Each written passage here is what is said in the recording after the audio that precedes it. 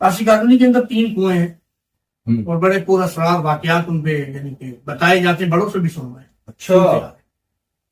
जिनमें हमारे चचा ने भी, उनके साथ भी एक वाकया हुआ था, लेकिन मैं इन बातों पर यकीन नहीं किया करता। जब मैं वहां से गुजर रहा हूँ तो आगे एक छोटा सा जंगल है और इस मेरे बाएं हाथ की तरफ झाड़ियां आती। अच्छा, वो सर्दी की रातें थी और वो मसूद की अपनी एक आवाज होती है और दरख्त के साथ टकरा के कुछ और आवाज, हवाएं चल रही है, मैं आराम से जा रहा हूँ, एक चढ़ाई नुमा आती है वहां पे, वहां से जैसे मैं डाउन मेरी नीचे की तरफ हूँ तो बाकायदा मेरी बाइक ऐसे हो आगे का व्हील जैसे कि पीछे को बैठ गया। ये तो आपके अल्लाह को करम था, क्या बेहोश नहीं हुए या आपको बुखार टाइप की कोई चीज नहीं हुई, वरना इस कैफे को तो हमने कहा अपने बड़ों से भी सुना है कि 3-3 4-4 दिन होश नहीं होता। ये कैफे बड़ी अजीब सी तारी हो जाती है। आमिर भाई, आप गए थे पारसी कॉलोनी में काम करने, कारपेंटर का, वहां पर क्या मसला हुआ था? ये सन 2015 की बात है। अच्छा। मैं मतलब पार्टी है मेरी, अच्छा। उनको शौक हुआ कि भाई कुछ कुछ आर्ट का काम किया जाए। वो कहते थे आमिर भाई मैं आपकी उंगलियों में कुछ देखता हूँ। अच्छा। ये 3-4 साल तक बोलते रहे। एक दिन उन्होंने भाई बम फाड़ दिया कि भाई हम ताजमहल बना। अच्छा, लकड़ी का ताजमहल? जी जी, लकड़ी का, बर्मा टीक के अंदर 200 साल पुरानी लकड़ी थी। अच्छा। और वो भी इनकी खिड़कियां खोल के उसको ज्वाइन करके बनाया गया, लकड़ी खरीदी नहीं। अच्छा। उनके परदादा की जमाने। तो खैर उनका जो बंगला है वो पारसी कॉलोनी के अंदर बिल्कुल साइड में है, कोने में घर के। पारसी कॉलोनी के अंदर 3 कुएं हैं और बड़े पुरअसरार वाकयात उनपे यानी कि बताए जाते हैं, बड़ों से भी सुन रहे हैं। अच्छा। जिनमें हमारे चचा ने भी, उनके साथ भी एक वाकया हुआ था, लेकिन मैं इन बातों पर यकीन नहीं किया करता। उस वक्त आपको यकीन नहीं था? हाँ, क्योंकि वो वाकई सुनते थे, हम कहते थे ओ यार ठीक है, बच्चों के बाद उड़ा दिया लड़कपन। तो अब ये सन 2015 के अंदर ये मुझे मौका मिला वहां काम करने का, और रातों को यानी कि देर देर से मैं आता था। तो आप बेसिकली किचन वगैरह बनाते हैं या फर्नीचर का काम करते हैं? नहीं, ऑलराउंडर जो भी। अच्छा, कोई भी लकड़ी का काम हो? जी। ठीक। तो जब मैं वहां गया, हम पहले उन्होंने कहा मुझे आप डोम बना के दी। डोम मतलब? गुम्बद। गुम्बद। तो क्योंकि वो कुछ देखना चाह रहे थे। मतलब आपकी आजमाइश चाह रहे? जी। तो उन्होंने, क्योंकि वो मकसद बहुत एक्सपेरिमेंट करने वाला बंदा है। अच्छा अच्छा। तो उन्होंने जब वो मुझे गुम्बद बनाने के लिए दिया तो अल्लाह ताला ने, अल्लाह के हुक्म से वो तैयार हुआ, उन्हें बहुत बेहद पसंद आया। Very good. अब इससे जो ना सिलसिला आगे चलता रहा। खैर वो ताजमहल की कहानी में जाएंगे तो बहुत लंबी हो जाएगी। सुनाए सुनाए यार, कोई मसला। तो असल बात यह है कि वो काम ऐसा आर्ट था कि उसके अंदर उसका सब कुछ अल्हम्दुलिल्लाह, अल्लाह के बाद जो अल्लाह ने दिमाग दिया, उंगलियां दी, वो अल्लाह के हुक्म से चल रही थी। तो उसको आर्किटेक्ट कर रहे, जो भी कह रहे, वो सब कुछ नहीं था उससे। अच्छा, यानी कि वो स्केचिंग वगैरह जो भी कुछ, कोई अपने बाहर से कोई बंदा आया नहीं गया, किसी की कोई मदद नहीं ली। ताजमहल का रेप्लिका बनाना था, बिल्कुल हूबहू। जी जी, उसके लिए बाकायदा 52 इंच की एलसीडियां लगी हैं बंगले के। अच्छा जी, जिसको मैं बार बार देखा करता था, गौर फिक्र किया करता था, और बाहर से नक्शे बनवाए पहले हमने। ठीक है। जब मैं वो नक्शा लाता था तो बॉस उसको कैंसिल करते थे। किसी के डोम में फर्क होता था, किसी के मीनार एक जैसा नहीं होता। सही। तो एक दिन उन्होंने ऐसे बैठे का बोला आपको इस तरीके से तो काम नहीं होगा यार। अच्छा, मायूस हो गए। सही। मैं भी हो गया, लेकिन एक दिन वो दिमाग पे लगी भी थी, अब तो कुछ करके दिखाना है, इज्जत पे बात आ गई। तो उसको स्केच मैंने खुद 3D अपने हाथों से उसको स्केच किया। जब मैं उसको सामने मैदान में लेके आया, एक प्लाई की पीस के ऊपर किया मैंने, बस कहने की यही तो चीज चाहिए कि आप लोगों के पीछे क्यों भागे। Very good. तो वो हमने शुरू किया, स्टार्ट किया, अल्लाह ताला के हुक्म से वो सब अल्हम्दुलिल्लाह तैयार होता। तो वो काम ऐसा था कि मुझे वक्त का अंदाजा नहीं होता। जब मैं उसके अंदर जाता था तो मुझे अंदाजा ही नहीं रहता था कि मैं मगन क्या क्या वक्त हो चुका। आया कि मुझे वहां का चौकीदार, वहां के और काम करने वाले या बॉस खुद आगे हिलाया करते थे, आमिर भाई बस कर दो, ये टाइम हो रहा है, घर जाए। हत्या कि यहां तक मजाक को करने लग गए थे मेरे साथ, यार कोई घर बात नहीं है, 20 बच्चों को भेज दिया है या छड़ा छाट आदमी है। लेकिन फिर वो सिलसिला चलता रहा। वो कुछ अर्से 9 माह के अंदर वो तैयार हुआ था। तो आखिरी लम्हात के अंदर ये वाकयात मेरे सामने आना शुरू हुए। अच्छा। कि वाकई जो चौकीदार था अब्दुल हादी, वो माशाल्लाह हर वक्त तिलावत कुरान पाक करना, 5 वक्त की नमाज पढ़ना, और एक कारी खतीब की वो बेटे थे। उन्होंने भी इस चीज को पहले महसूस किया था लेकिन जाहिर नहीं किया था मुझे। अच्छा, वहां का एक प्यून लगा ले या कोई भी, यानी कि बॉस का बड़ा करीबी था, वो मुझे कहता था आमिर भाई इस बंगले में कुछ है। उनको पता था? उनको पता।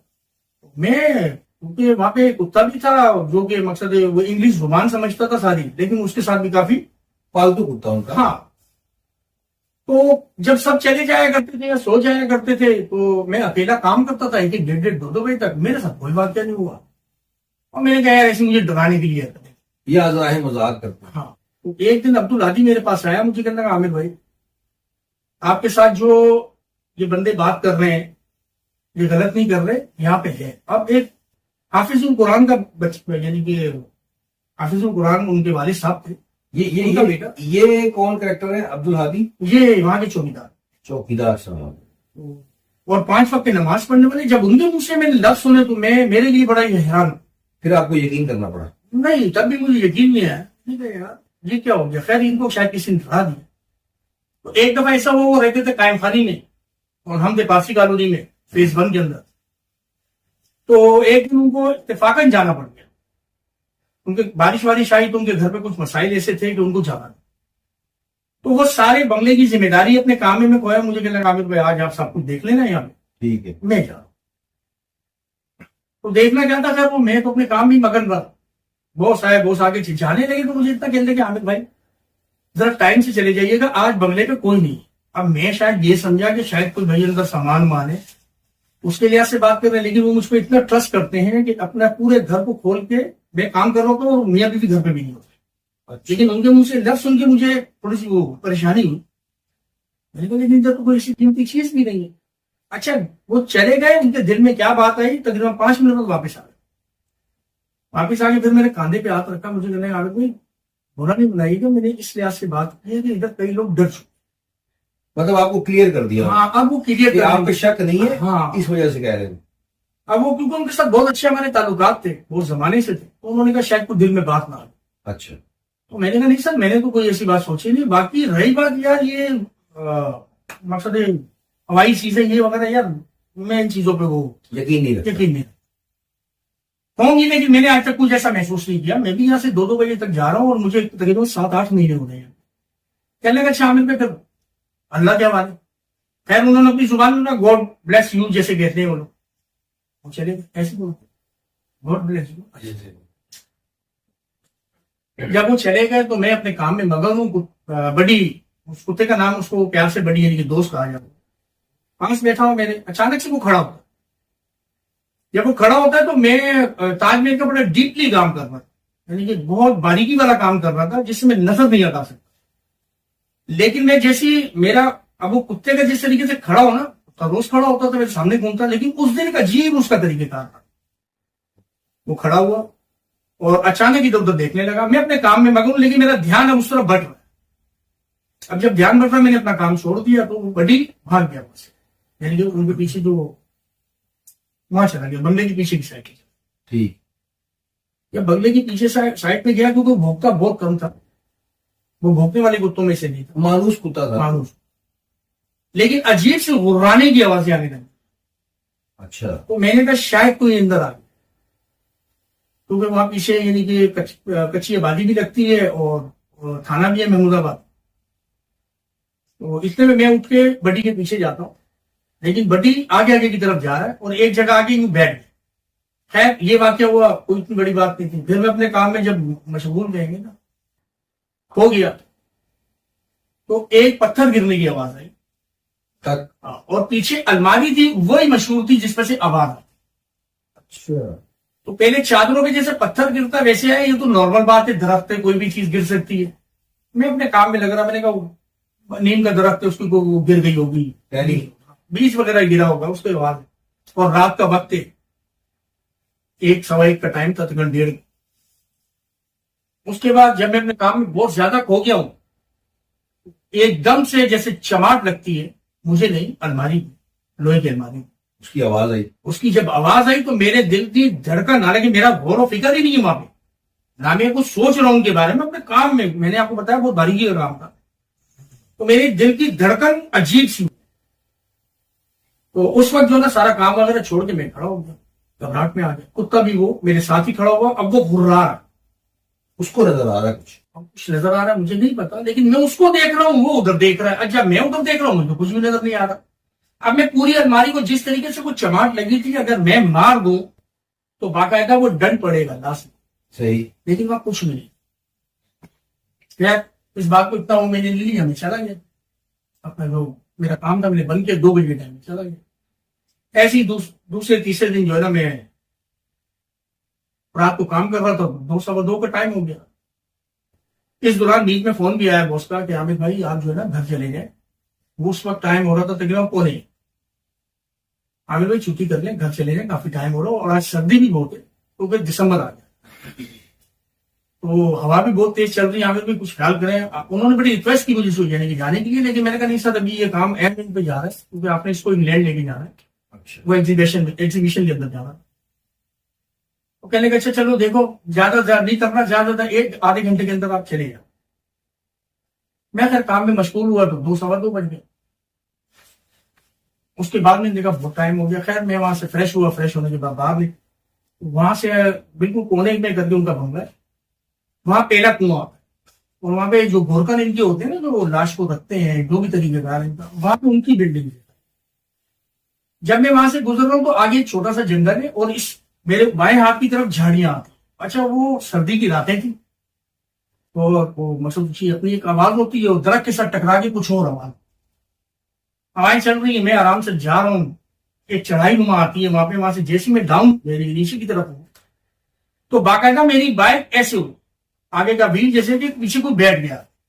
अच्छा। जैसी झाड़ियों की तरफ, वो गोरगन की उस तरफ आया, और ये मेरे उल्टे हाथ की तरफ ही, यानी कि उनका बंद कुआं है, वो बंद कर दिया। मुझे बाकायदा महसूस हुआ है कि कोई आगे बैठा है, और मेरे मकसद कैफियत एक अजीब सी हो गई। हाँ, रोंगटे खड़े हुए। तो मैंने कहा कुछ तो मांगना है, तो मैंने जो भी पढ़ाई है वो शुरू की, अल्लाह से मदद मांगी।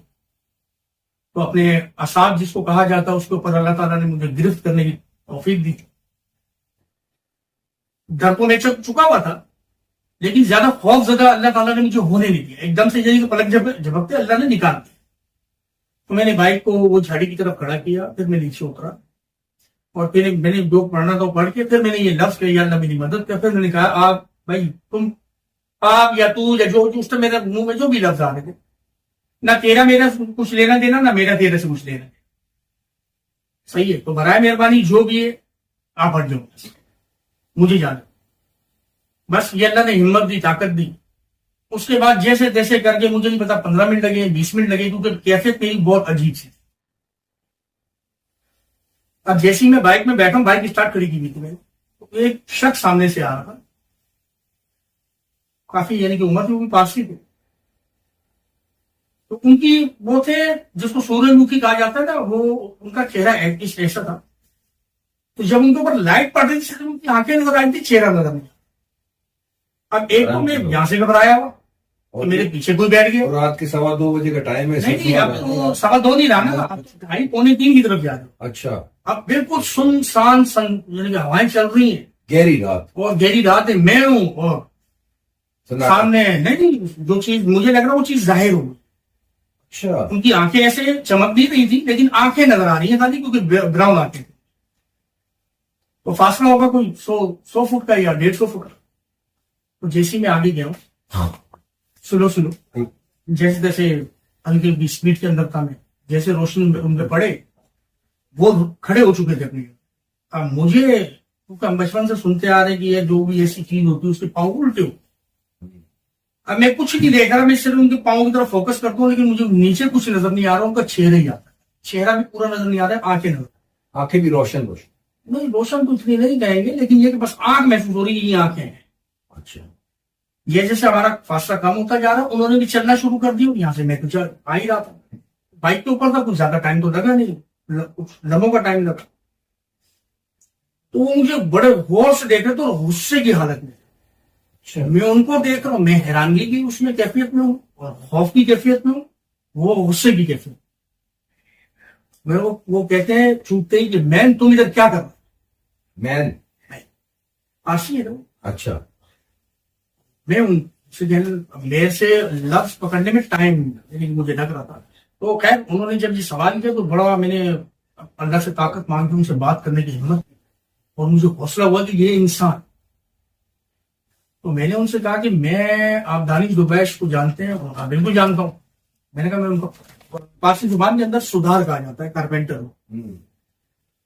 मैंने कहा मैं जो उनके घर पे काम कर रहा हूँ। अच्छा अच्छा, मैंने कहा वो इतना जरूर जानते थे, इतना मैं, यानी कि उन्होंने अपने पारसी कानून के अंदर बात कर चुके, मशहूरी कर चुके थे। मशहूरी तो खैर इंग्लैंड अमेरिका तो चल रही थी उनकी बातचीत। यानी कि अच्छा उनके सुधार वो जो यानी कि हम तो ताजमहल, वो ताजमहल, वो जो ताजमहल बना रहा है वो है। तो मैंने इस टाइम तुम इधर क्या करते, ये कौन सा टाइम टाइम देख रहे हो? तो मैंने कहा दरअसल देर हो गई, काम में खोया हुआ था मैं, तो लिहाजा। कहता तुम खड़ा हुआ क्यों था? मैंने कहा बस वो जो होना तो हो गया, मैं आपसे घबरा गया। मैंने बात को घुमा दिए, घुमाया नहीं, मतलब उनसे कहा मैं आपसे घबरा गया कि रात की इस वक्त आपके चेहरे पे ये कोई वो जो ये बिल्कुल दूध की तरह उनका रंग था। मैंने कहा बराबर मोहतना कहा कि ख्याल किया करो आइंदा इस टाइम यहाँ से मत गुजरना और इस जगह खड़े मत होना जहां पे खड़े हुए। वो कुएं के पास।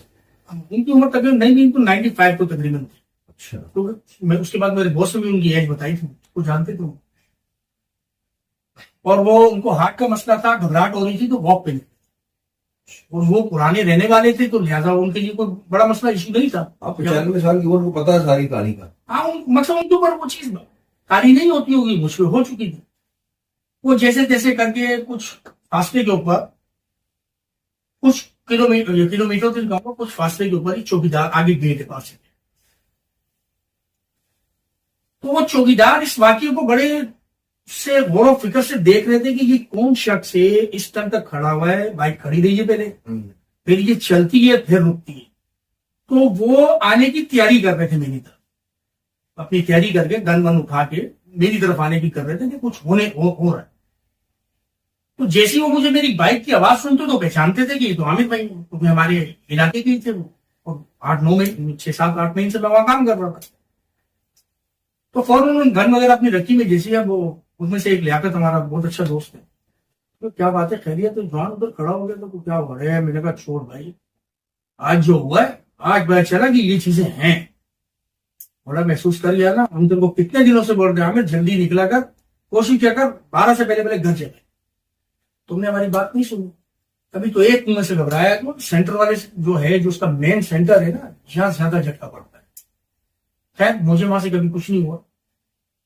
तो अल्लाह ताला ने इतना करम किया कि मैं घर जैसे तैसे करके जब पहुंचा हूं तो कम से कम वो कैफियत अभी भी मुझे याद आ जाए तो मेरे थोड़े से मामला हो जाते हैं, अब कुछ कम होते हैं, लेकिन उसके 7-8 साल तक जैसी झाड़ी या कुछ सनसनाट की सर्दी की आवाज आती थी ना, तो मेरे रोंगटे खड़े हो जाएंगे। तो आपको वही टाइम याद है? मुझे वो याद आता था, वो था क्या जो मेरे पीछे बैठा है, या थी या था या जो भी अल्लाह की जो मखलूक थी। अच्छा खैर ये वाक्य मैंने अपने घर वालों को भी नहीं सुनाया, मैं सो गया जाके। जब फिर मैं दोबारा उठा तो लेट हो चुका था मैं, क्योंकि रात को ये पहुंचते पहुंचते मुझे 4 बज चुके। तो सुबह 10-11 बजे घर वालों ने जब मुझे उठाया, मेरी कैफियत अजीब सी कैफियत थी, लेकिन मैं उनका कुछ जाहिर नहीं बना। एक तो दिल कर रहा कि अब मैं नहीं जाना ही नहीं, क्योंकि मैं बहुत डर चुका, हकीकत में डर चुका, ऐसी बंदा बोले कि नहीं।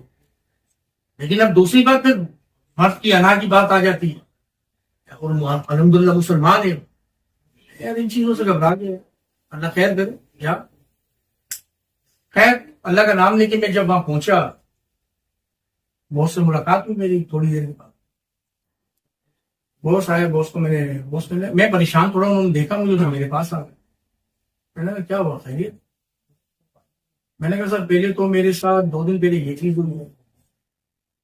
मैंने कहा थोड़ा सा हंस रहे थे, जब हंस रहे थे मैंने कहा शायद इस शरारत है, लेकिन चले वो शरारत हुई, किसी ने चमाट मार दी या ऊपर छत पे कोई चीज फेंक दी, लेकिन ये बाइक के पीछे तो कोई भी नहीं था। अब कोई इंसान अगर बैठेगा, अगर वो भागता भी तो मुझे महसूस होगा ना वो बैठा और भाग गया। खैर उन्होंने फिर पूछा अच्छा कल क्या, कल रात में क्या हुआ? मैंने कहा सर यही वाक्य हुआ। कहने लगा अच्छा वो फला, मैं नाम भूल चुका हूँ उनका जो नाम लिया था उन्होंने। बोला हाँ उनको दिल का मसला है, और वो कम से कम 94-95 की उनकी एज। तो अमूमन सुबह 4 बजे भी निकलते हैं, 5 बजे भी आ जाते हैं, कभी 3 बजे 2 बजे निकल आते हैं उनको, जब उनकी बैटरी लगी। तो जब ये वाक्य सुना तो उन्होंने कहा कि आइंदा एहतियात करना आमिर भाई, मैं आपसे काफी दिनों से रिक्वेस्ट कर रहा हूँ, आपकी समझ में नहीं आ रहा। ये तो आपके अल्लाह को करम था कि आप बेहोश नहीं हुए या आपको बुखार टाइप की कोई चीज नहीं हुई, वरना इस कैफियत में तो हमने खैर अपने बड़ों से भी सुना है कि 3-3 4-4 दिन होश नहीं होता। ये कैफियत बड़ी अजीब सी तारी हो जाती है। तो ये छोटा सा एक बात है।